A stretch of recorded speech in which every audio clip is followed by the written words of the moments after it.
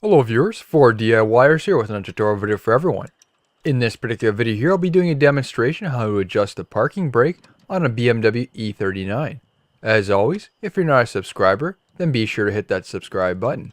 If you have enjoyed this video, don't forget to give me a thumbs up. Start by safely elevating the rear of the vehicle and remove the wheel. Here I am working with the 1997 540i, and a similar procedure may apply to other BMW models as well. For this, there are two areas that need to be adjusted. First, we will be adjusting it at the rotor, and then after finish up at the handbrake inside. This video will also cover how to remove the caliper, carrier, and rotor as well. Technically, the adjusters can be tightened up with the rotor on through the lug stud holes, but I'm not particularly a fan of that. Sticking a screwdriver through the lug stud hole, if you are prying against the hole, you may risk damaging the threads. And I also like to inspect the linkage and pads to ensure everything is in good working condition. To remove the caliper, we have two plastic caps covering the slide pin bolts. Use a standard screwdriver to pop those caps off. Crack the cap on the master cylinder reservoir and compress the piston using a larger set of interlocking pliers. This will help the pad get past the lip if there is one on the rotor. There are two 7mm Allen head fasteners that will need to be removed. I find you will need to work with a mix of tools, as the bottom fastener tends to interfere with the lower control arm when using a ratchet. The top I'm able to use a 1/2-inch drive ratchet with an Allen socket. The bottom, on the other hand, I used a 7mm Allen key. Remove the anti-rattle clip.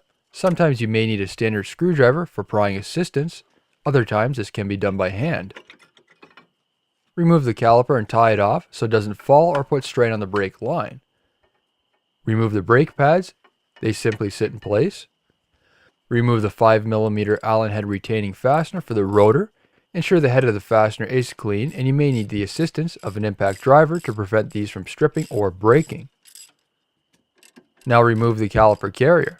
There are two 16mm bolts, again using a 1/2-inch drive ratchet and socket. Then the carrier can be removed. You will need to back off the adjustment inside the car at the handbrake handle. To remove the leather cover, simply slip your fingers in the top edge, pull out, and lift up to disconnect the bottom tang.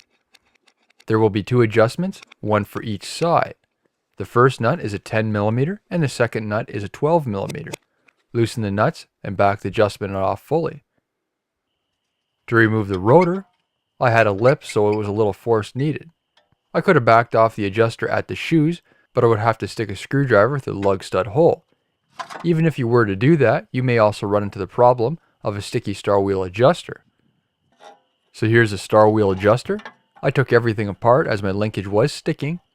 So after everything is cleaned up with brake cleaner, a wire brush, and adding a little grease, everything works as it should. If you are wondering how to clean and lubricate a star wheel adjuster, I do have a video on that, so be sure to check it out.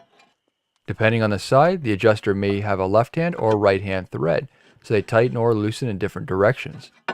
Using pliers or a standard screwdriver, adjust the shoes, and there should be mild drag when the rotor is installed. You may need to pull the emergency brake handle to help center the shoes, then adjust accordingly.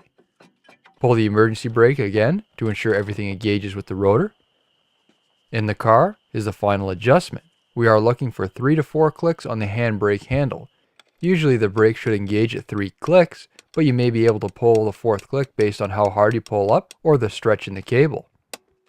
What I have done is pulled up the handbrake to the 3rd position, then tighten the 12mm nut and tighten down the 10mm to jam them in place.